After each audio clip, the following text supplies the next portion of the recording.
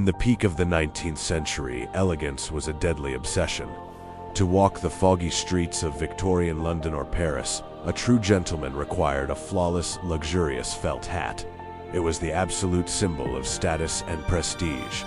But beneath the polished surfaces of high society lay a dark, toxic secret.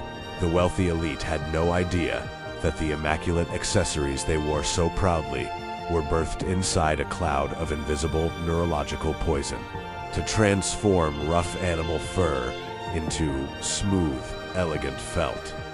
Hat factories relied on a terrifying chemical secret, mercuric nitrate. Inside cramped, unventilated workshops, artisans boiled the pelts in massive vats of this metallic acid. As the liquids heated, a thick, sweet-smelling, and heavily toxic mercury steam filled the room. Day after day, year after year, the hat makers inhaled these vapors, completely unaware that the metal was invading their brains. The heavy metal did not just linger in the air, it systematically disassembled the human nervous system.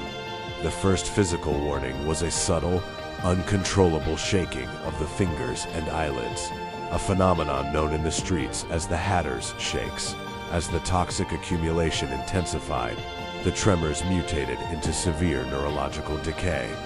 The quiet artisans began to suffer from extreme paranoia, terrifying hallucinations, and violent bursts of anger.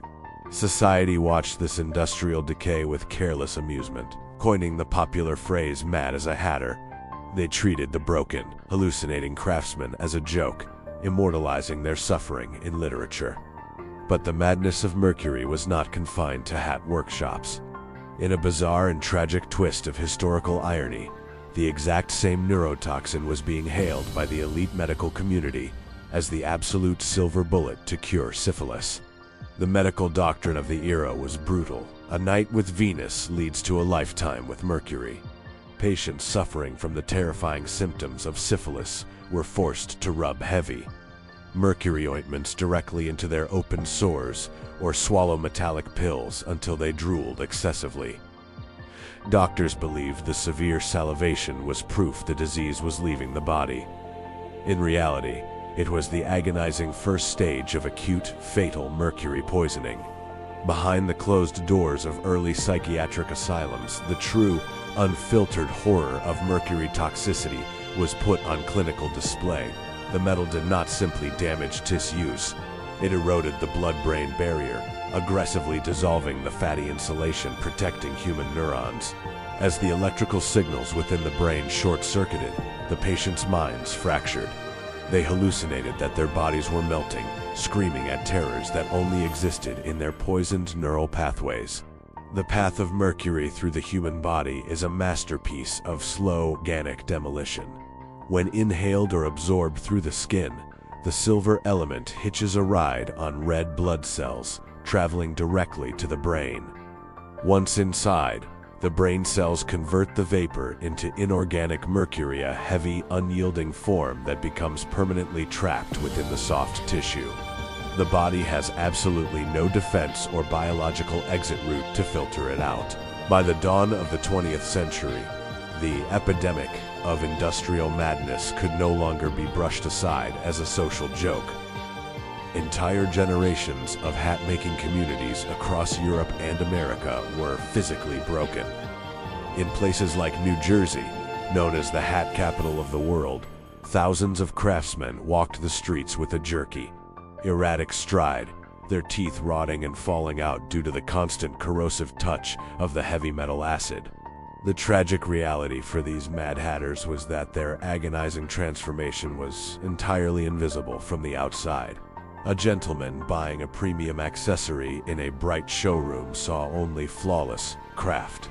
He never saw the backroom vats where men coughed up blood, their bones aching from metallic saturation.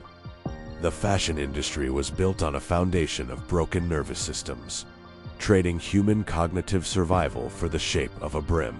For over a century, this metal was treated as an essential engine of both fashion and pharmacology. It was a dark era of systemic blindness, where science allowed a known toxin to line the hats of the living and the prescriptions of the sick.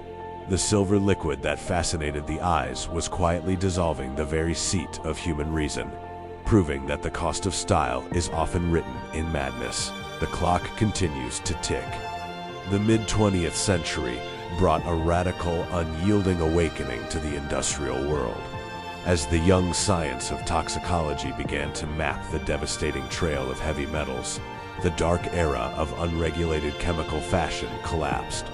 Governments and medical boards took a stand, creating ironclad laws to banish mercuric nitrate from commercial manufacturing forever.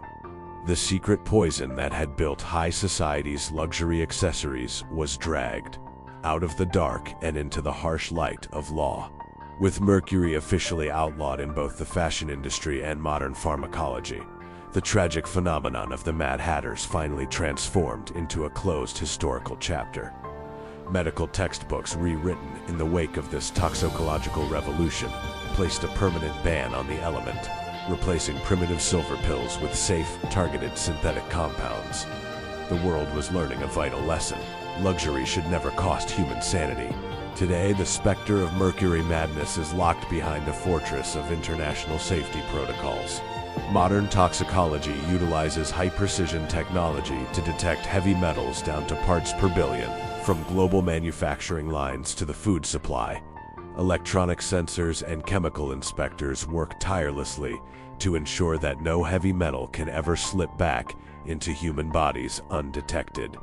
The ghost of the Victorian workshop has been completely contained. Inside contemporary scientific laboratories, the environment is immaculate, white, and systematically controlled. Highly advanced biosensors scan for elemental dangers with absolute accuracy.